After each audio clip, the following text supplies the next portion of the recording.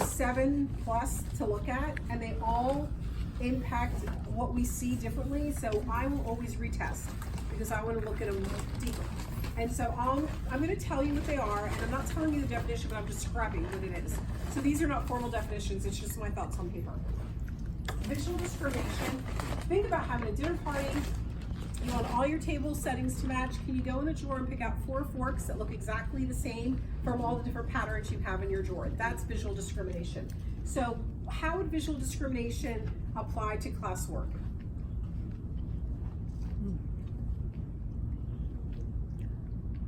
Having discrepancy between an E and an F. Yes, knowing being able to discriminate certain letters.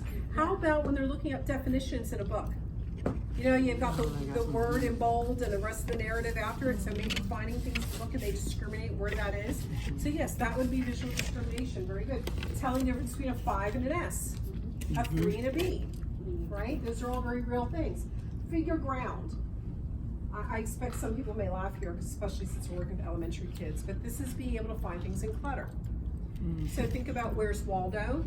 Think about things in their backpack. So kids that may have difficulty with figure ground may have really cluttered backpacks or lockers more than other kids their age. Or you may say, Johnny, the crayons are over there on the shelf, and they're literally staring right at the crayons. So I'm like, I don't see them.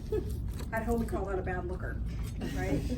That would be figure ground. So why is figure ground important? Think of life skills. Focus, right. Where do your kids hang their coats when they come to class? Are there hooks going across the classroom? Could you imagine if they had a figure ground issue and they couldn't find their coat or their backpack? Or you tell them to turn to a certain page and they're lost on all the pages in the book and they can't find that one page number? Right? So it's finding things in clutter. That's figure ground. And then visual memory. We've kind of talked about that a little bit. You see it now, you don't. And so how long can you hold on to something visually before you have to look at it again? We've all done that when we've learned a new word. How many letters can we keep in our head and write it down before we need to look at that word again? And then, oh, by the way, we have to find out where we were again and find our place. Spatial awareness. Think about jigsaw puzzles, matching shape, design together. So where does spatial awareness have impact in the classroom?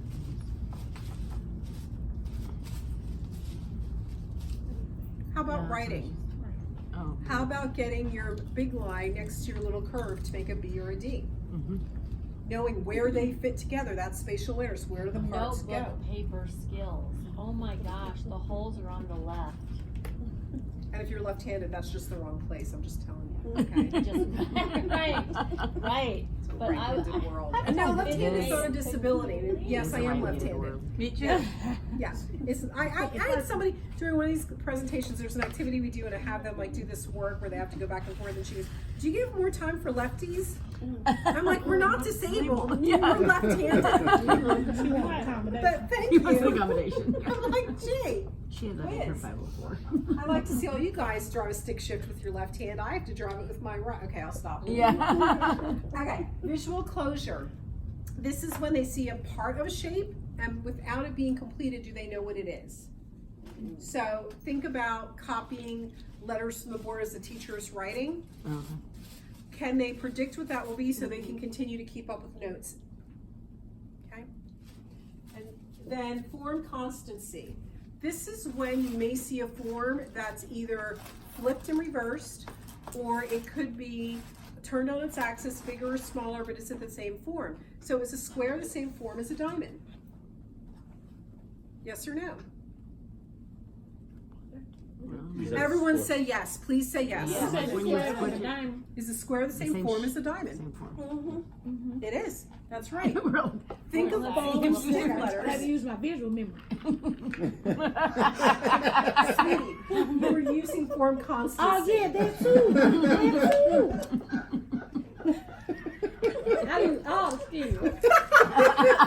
You are a superpower. But in geometry, no. But the form is the same. I didn't say was Yes, it the the same form. shape. Right, I'm right. asking if it's the same form. Different Right. question. So think about ball and stick letters. All of you remember ball and stick letters? Lowercase P, D, Q, G. Are they the same form? Yes. Yes. Visual discrimination will tell you Tell if you it's the the same same. letter or not. Do you see the difference? Yes. And why it's important to know the difference. Good job. Did you record that? Yes, ma'am.